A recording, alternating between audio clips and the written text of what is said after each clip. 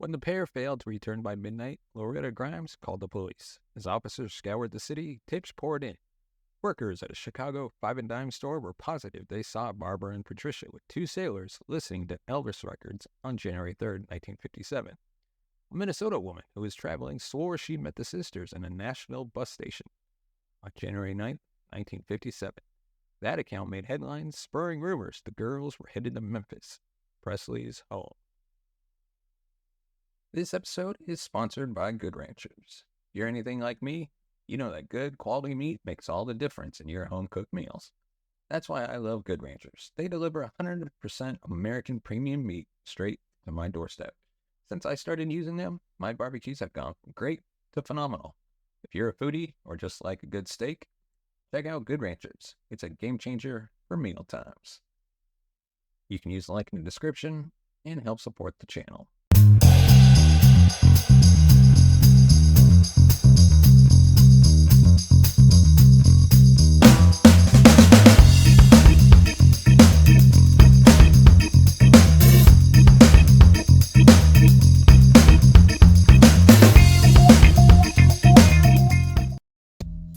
Welcome to the True Crime Never Sleeps podcast. I'm your host, Larry Lace. And on today's episode of Cold Case Fridays, we dive into the unsolved murders of sisters Barbara and Patricia Grimes, also known as the Love Me Tender murders. But before you do that, we'd like to remind you, come join us on Facebook, Twitter, Instagram, and TikTok. Just search True Crime Never Sleeps, and let's keep the conversation going.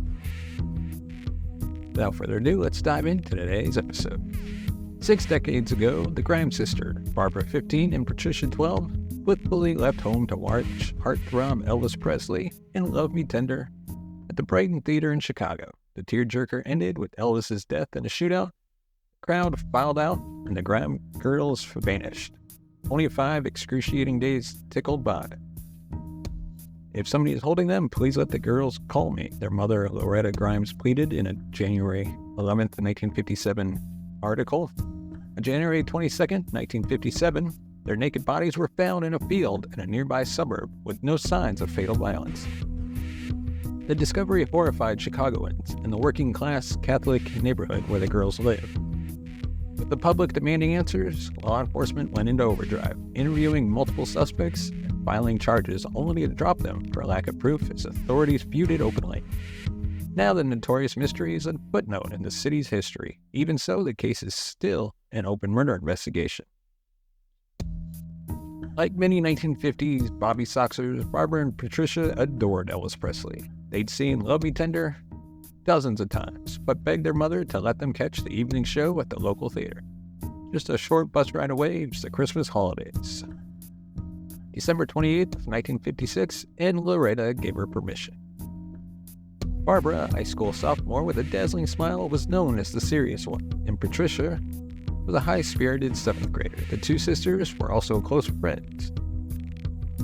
When the pair failed to return by midnight, Loretta Grimes called the police. As officers scoured the city, tips poured in. Workers at a Chicago five-and-dime store were positive they saw Barbara and Patricia with 2 sailors listening to Elvis records on January 3rd, 1957. A Minnesota woman who was traveling swore she met the sisters in a Nashville bus station restroom on January 9th, 1957. That account made headlines, spurring rumors the girls were headed to Memphis, Elvis Presley's home. The singer himself issued a statement saying, "If you are good Presley fans, you'll go home and ease your mother's worries." But Loretta Grimes and her ex-husband Joseph insisted their daughters were in danger. They are not the type of girls to run away, Loretta Grimes is quoted as saying. Chicagoan Dominic Pasiga, emeritus professor of history at Columbia College, was 7 when the sisters disappeared, saying, quote, "It was on everybody's minds." There were signs in the windows of the store saying, "Don't talk to strangers." On January 22nd, 1957, passing motorists saw what looked like a mannequin off the bridge over Devil's Creek near Willow Springs, a southwest suburb. Authorities converged and found the girls' bodies sprawled on the frozen ground. "I tried to tell police my daughters didn't run away, but they didn't listen to me," said Joseph Grimes. Patricia had several minor puncture wounds in her chest, possibly made by an ice pick, and Barbara's face had marks and bruises. Harry Goss, the chief investigator for Cook County Coroner Walter McCarran. Preliminary autopsy, however, indicated the girls died of exposure to freezing temperatures. The anticlimactic resolution with no evidence of traumatic violence amplified the mystery and renewed pressure on investigators. Again, the public chimed in with tips. This included a cabbie's description of seeing the sisters December 30th, 1956, at a Skid Row diner located on Chicago's hardscrabble Madison Street with two men, one reportedly with sideburns, like Elvis. Police pursuing the diner lead tracked down a young drifter named Edward Bedwell from Tennessee. Bedwell, 21, was a former circus worker who had briefly served in the U.S. Air Force. He had jobs at a factory and as a dishwasher when detectives picked him up for questioning. After several days in custody, Bedwell signed a confession on January 27, 1957, admitting he killed Barbara and Patricia with an accomplice named Frank. As he told it, he and Frank met the girls at a Madison Street tavern on January 7th. They spent a week together, shacking up at various hotels. But on January 13th, after the girls resisted the men's advances, Bedwell and Frank knocked them unconscious, then dumped the sisters in a ditch. If I hadn't been drinking, I wouldn't have done what I'd done, and what I'd done, I didn't do intentionally. Loretta Grimes vehemently denied her daughters would arouse with disreputable men, saying, quote, "Our girls came from a good home and were brought up in religious surroundings."